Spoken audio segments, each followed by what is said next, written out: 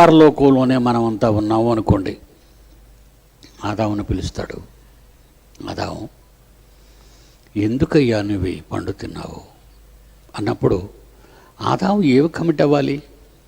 Sorry తండ్రి, పొరపాటు అయిపోయింది, ఇంకెప్పుడు తిన్న తండ్రి.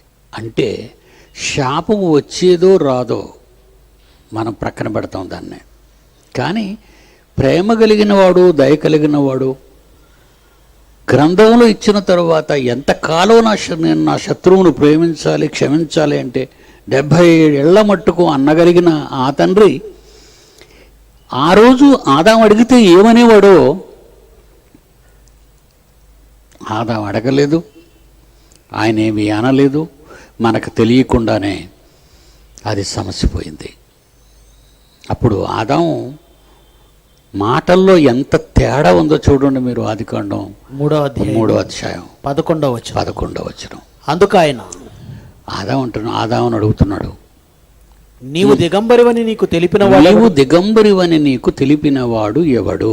నీవు తినకూడదని నేను నీకు ఆజ్ఞాపించిన ఆ పండును తినవద్దని నేను చెప్పిన ఆర్డర్, ఆజ్ఞ, కమాండ్, ఆ వృక్షఫలములు తింటివా అని అడిగాను. నువ్వు ఆ వృక్షఫలములు తింటివా అంటే తిన్నాడని తెలిసిన దేవుడు అడిగాడు అంటే దేవునికి తెలియదనా?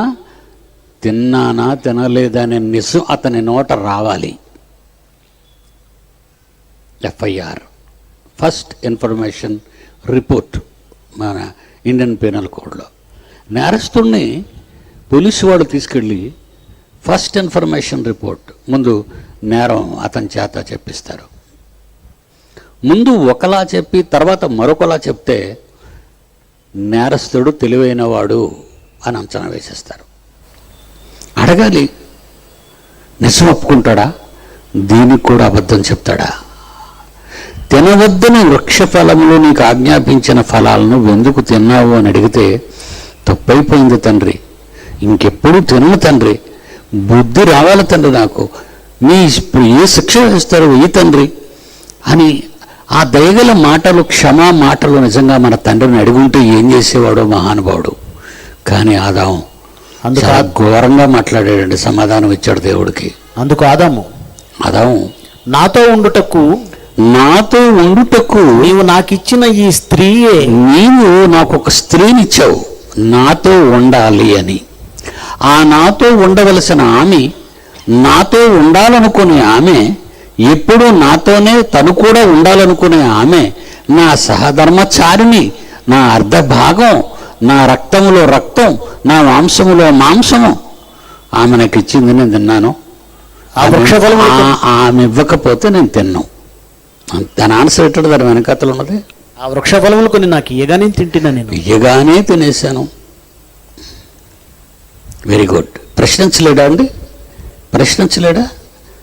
ఏంటిది నువ్వు నాకిచ్చావేంటి, ఈ పళ్ళు తింటున్నావేంటి నువ్వు? తండ్రి చెప్పాడు కదా, నువ్వు ఎలా ఇవ్వగలవు? నీకెంత ధైర్యం? అసలు తినమని నీకు చెప్పింది ఎవరు? ఒక భర్తగా, ఒక యజమానిగా, పురుషుడు మన తండ్రి అయిన ఆదాము అవ్వను ప్రశ్నించలేకపోతున్నాడు. అయితే దీనికి ముందు మరొకటి జరిగింది. మళ్ళా క్రొత్త నిబంధనకి వెళ్ళేసరికి ముందు ఆదాముని టచ్ చేసింది సాతాన్ అనే సంగతి క్రొత్త నిబంధనలో బయలుపడింది. ఎక్కడ పాత నిబంధనలోని, ఆది కాండంలోని మాటలు క్రొత్త నిబంధనలోకి వెళ్ళేసరికి అపోస్తలుడైన పౌలు తిమోతికి రాసిన మొదటి పత్రిక 2వ అధ్యాయము 14వ వచనం. మరియు ఆదాము మోసపరచబడలేదు కానీ స్త్రీ మోసపరచబడి అపరాధములో పడింది. అవ్వ మోసపరచబడి తప్పు చేసింది. అంటే ఇక్కడ ఏం తెలిసింది మనకంటే ఆదాము దగ్గర కూడా ముందుగా వెళ్ళింది. ఆదాము దగ్గరకు ముందుగా వెళ్ళింది. ఆదాముతో ఏమన్నా ఉంటుంది? అవ్వతో ఏమి చెప్పిందో ఒకసారి అవ్వతో ఏం చెప్పిందో చూద్దాం. అవ్వతో సాతాను ఏం చెప్పిందో ఈ సర్పం ఆదాముతో కూడా అదే చెప్పి ఉండాలి కదా. ఏమి చెప్పింది అవ్వతో చూద్దాం. ఆదికాండం 3వ అధ్యాయం మొదటి వచనం. ఆ సర్పము ఆ స్త్రీతో ఇది నిజమా ఇది ఈ తోట చెట్లలో దేని ఫలమునైనను మీరు తినకూడదని దేవుడు చెప్పానా? ఏ ఫలమునైనను ఈ తోట చెట్లు తినకూడదని దేవుడు చెప్పానా? అందుకు స్త్రీ, ఈ తోట చెట్ల ఫలములను మేము తినవచ్చును, ఈ తోట చెట్ల ఫలాలన్నింటినీ మేము తినొచ్చు, అయితే తోట మధ్యనున్న చెట్టు ఫలమును గూర్చి తోట దేవుడు, మధ్య ఉన్న చెట్ల ఫలము మేము తినకూడదు. అందుకు సర్పము, పిల్లలారా మీరు జాగ్రత్తగా ఆలోచించండి. ఈ తోట చెట్ల ఫలములలో దేనిని తినవద్దని దేవుడు మీకు చెప్పన్నా అనగానే ఒక ప్రశ్న వేయాలి. అసలు నువ్వెవరు? ఈ తోట చెట్లు మేము మా తండ్రి మాట్లాడుకున్న విషయం అప్పుడు నువ్వు లేవు. అసలు నువ్వెవరో నాకు తెలియదు. ఈ సంగతి నీకు ఎలా తెలుసు? ఎందుకని అడగలేదు?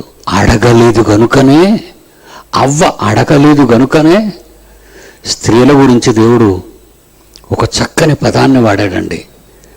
మీ భార్యలు మీతో కూడా ఎలా ఉన్నారు? వాళ్ళు పేతురు రాసిన మొదటి పత్రిక 3వ అధ్యాయము 7వ వచనము. పేతురు గారు రాసిన మొదటి పత్రిక, అటువలే పురుషులారా జీవమను కృపావరములు మీ భార్యలు మీతో పాలివారై ఉన్నారు అని ఎరిగి ఎక్కువ బలహీన ఘటము. ఘటం అంటేనే మట్టి, బలహీన ఘటం అంటే సరిగా కాలని కొండ. మరీ బలహీనమైందంటే కాల్చడం మానేశాడు. ఎక్కువ బలహీనమైన ఘటం. ఈ లేడీ క్యారెక్టర్ అవ్వలో నుంచి మన ఆడపిల్లలందరికీ వచ్చిందండి. అంతగా సాహసంగా ఉంటే సాతాన్ని అడిగేది, ఎందుకు నువ్వెవరు తెలియదు మాకు, ఎందుకు ఇలా వచ్చావు? అడగలేదండి. అమ్మ అడగలేదు. కానీ సాతాను ఆదాము దగ్గరికి వచ్చి కూడా అదే చెప్పు ఉండాలి. ఏమండి? తిమోతికి రాసిన పత్రికలో మనం చదువుకున్న ముందు ఆదాము దగ్గరికి వెళ్ళిపోయింది. అంటే డివైడ్ అండ్ రూల్. భార్య భర్తలు ఒక చోట లేనప్పుడు, భర్త వేరుగా ఉన్నప్పుడు, భార్యగా వేరుగా ఉన్నప్పుడు భర్తతో మాట్లాడవలసింది భర్తతో మాట్లాడింది, భార్యతో మాట్లాడవలసింది భార్యతో మాట్లాడింది. ఈ డివైడ్ అండ్ రూల్ అనేది బ్రిటిషర్లు పెట్టారని మన ఇండియన్స్ అంటారు. కాదండి, ఆడు బాస్ పెట్టాడు. ఈవిల్ స్పిరిట్, ఘట సర్పం, యుగ సంబంధమైన దేవత. ఎన్ని పేర్లుండు దానికి, టైటిల్స్. ఆదాము గురించి చదువుతాడు చూడండి ఇక్కడ తిమోతి పత్రికలో 2వ అధ్యాయము 14వ వచనం. ఆదాము మోసపరచబడలేదు అంటే ఆదాము దగ్గరికి వెళ్ళింది, దాని ఎత్తులు కుదరలేదు, దాని తంత్రం ఆదాముకు పట్టలేదు. అలాంటి ఎక్స్పీరియన్స్ ఉన్న ఆదాము భార్య దగ్గరికి రాగానే ఎందుకండి అలా అయిపోయాడు? అంటే వైఫ్ని చూడగానే నైఫ్ కదండి. అబ్బో, అది దేవునికి భిన్నమైనదైనా భార్య ముఖారవిందం చూసిన తర్వాత ప్రాణమైనా పోగొట్టుకుంటాడండి. ఎవరు? సంసోన్ అండి. ఎవరికి చెప్పకురా నీ తల వెంట్రుకల్లో పవర్ ఉందని అన్నప్పుడు వెళుతున్నప్పుడే ఇల్లు ఏడ్చేదటండి. అప్పుడు న్యాయాధిపతుల గ్రంథంలో సంసోన్ ఏమనుకున్నాడో తెలుసా మీకు? న్యాయాధిపతుల గ్రంథం 16వ అధ్యాయము 16వ వచనం. ఆమె అనుదినము సంసోనుని మగవాణిని మాటల చేత అతన్ని బాధించి తొందర పెట్టినందున అతని ప్రాణము విసికి చావగోరెను. చూడండి, ఆత్మహత్య చేసుకోబోయేట. బలమైన ఘటానికి బలహీనమైన ఘటంలో నుంచి వచ్చిన పవరు అతని ఘటాన్ని అతనే పగలగొట్టుకోవాలనుకున్నాడట. పోరు పడలేక దేవుని మాట మీరాడు. చెప్పొద్దున్న దేవుని మాట మీరాడు. భార్య పోరు పడలేక. ఒక ఫ్యామిలీ దేవుని కొరకు బ్రతకాలి అంటే అది దేవుని కుటుంబంగా మారాలి.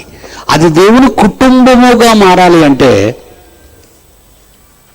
అనుదినము ఈ మహాగ్రంథాన్ని పఠించాలి.